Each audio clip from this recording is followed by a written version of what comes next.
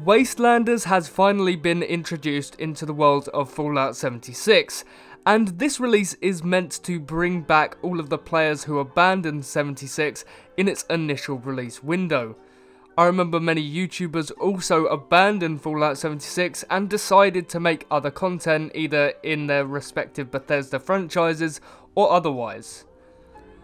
I picked up Fallout 76 for dirt cheap at a CEX store for about £12 a couple of months ago, and when I initially played it, it was okay. There wasn't anything special about it. But I recently hopped back into Fallout 76 to prep for the Wastelanders DLC, and it does feel good to be back in Appalachia. But now to actually get onto Wastelanders, when you first start the game, you are greeted with a revamped menu, as you're seeing on screen right now, showing off all of the new areas and redone areas that Bethesda has added to Fallout 76, and this really started to get my expectations up as to what I'd see in Appalachia. To start the Wastelanders DLC, you'll need to head to Vault 76, or if you're a brand new player, you'll have to exit Vault 76, and you'll be greeted by the first NPC characters, which will give you your first quest into the Wastelanders DLC. And honestly, doing it this way, it makes you feel like you're starting the game over again. Even if you've already played it for how many hundreds of hours, it still feels like a brand new experience, which is fantastic. Having NPCs really does make a huge difference to how you perceive the world to be. And especially not just having Scorched, Mr. Handys and Super Mutants and other enemies like that. When you're actually talking to these NPCs, it really makes you feel like you're making a difference. Even if you're just having a conversation, it still feels like you're having more of an impact on the world than if you were just talking to a Mr. Handy to get a side quest. And I think we can all agree, having side quests done this way are far better than just having holotapes telling you where a certain item is. Wastelanders does really utilise skill checks, most akin to Fallout 3 and Fallout New Vegas. Not too much Fallout 4, they tried to streamline it and reduce the amount of skill checks, but I guess it was still in Fallout 4.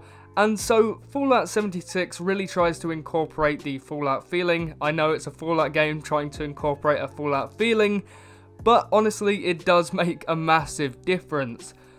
Bethesda utilising these skill checks makes you feel like you have a real impact on the world and the decisions that you make. It's so much more of a role-playing game than it's ever been before. You're not just a mindless servant continuing everyone's quest lines for them. The RPG mechanics really start to show in Wastelanders. When talking to NPCs, you can utilise your special skills in order to either, with strength, intimidate an NPC, or with your intelligence you can deceive them. It really does make a difference with your interactions with these characters, and you're not just a yes man in the world of Fallout 76 anymore. You can actually have your own decision with what you want to do with a quest or just a dialogue option in general. Now I'm going to go into minor spoilers for Fallout 76 questline, so if you really don't want to know anything, just skip ahead about a minute. I'm going to be very brief on this.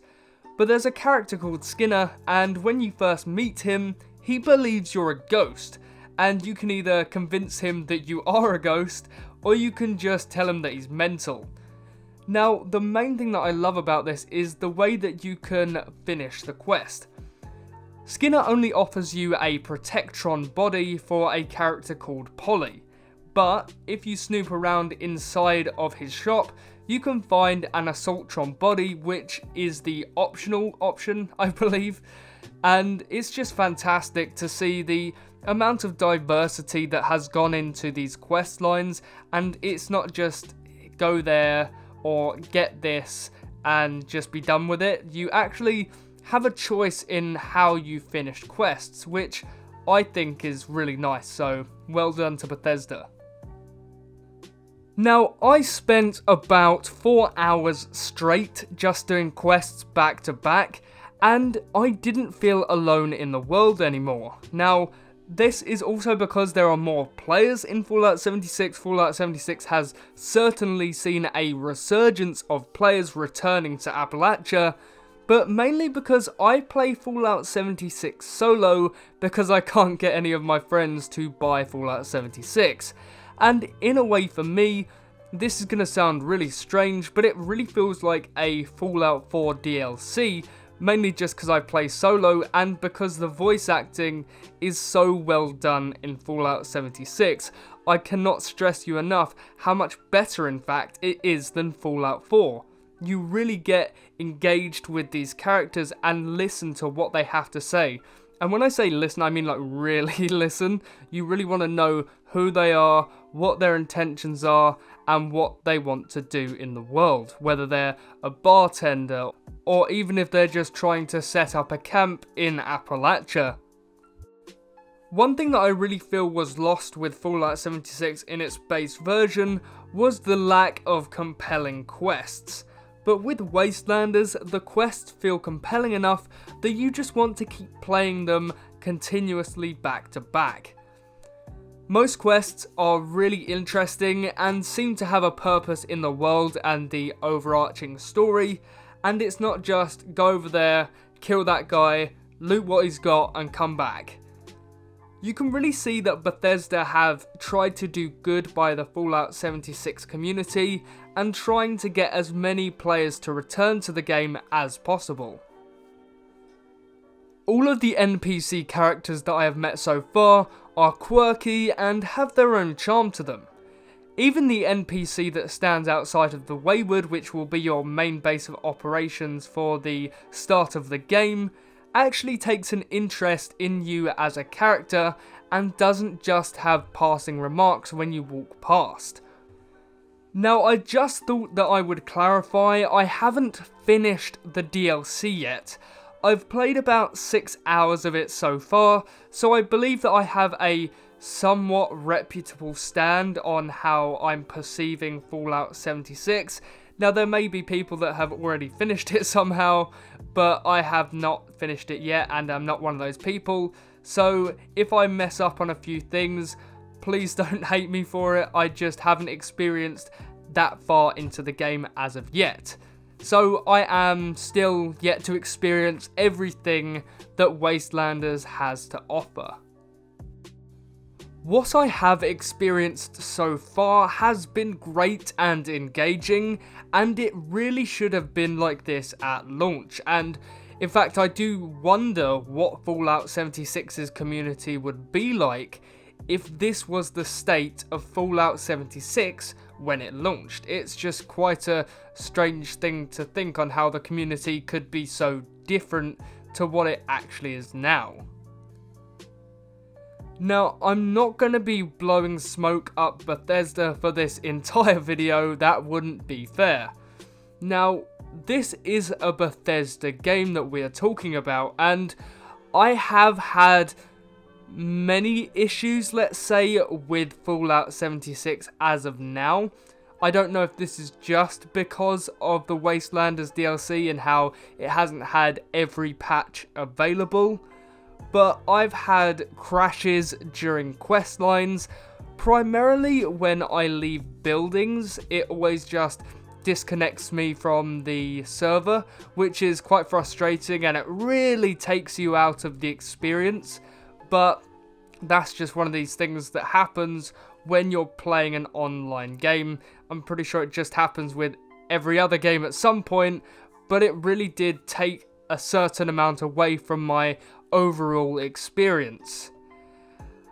Also, I'm not too sure if this is a bug with Fallout 76 in general, but most, and I'd say, yeah, most of the enemies that I've come across haven't really been moving very much. They just stay in place and allow me to shoot them, so it just takes away the challenge. I mean, it's great, I don't have to use all of my ammo to try and shoot them down, but it does really take away from the immersion side of things, but I guess it can be overlooked. It doesn't happen very often, but it happens often enough that I really pick up on it. And in good old Bethesda fashion, there are still so many environmental clipping issues with the geometry, and sometimes you'll fast travel somewhere or you'll walk up the worst side of a building and you'll just clip into the ground, fall, and suddenly you're swimming in invisible water. You'll be in this state for about a minute and then you're put back on the ground, and I've only come across this once or twice, so it's nothing to be majorly concerned about, but I just thought I'd fill you all in if you are deciding to pick up Fallout 76 for the first time, and it really is something that you should know before just randomly experiencing it in the world. Fallout 76 is really starting to get into my good books. Now, I'm not saying that it's in there yet. I'm going to wait and finish the Wastelanders DLC, and then I will make up my mind properly. It's nice to see that Bethesda are really listening to the community, or have listened to the community in fact, and revamped Fallout 76, much like they did with the Elder Scrolls Online. So it's nice to see that Bethesda really do care about Fallout 76 and haven't just left it in the wasteland. So that was everything that I've had to say about Fallout 76. I hope you did enjoy. So thank you so much for watching this video. If you did enjoy, then subscribe and turn on that notification button so you don't miss another upload from me. So thank you and goodbye.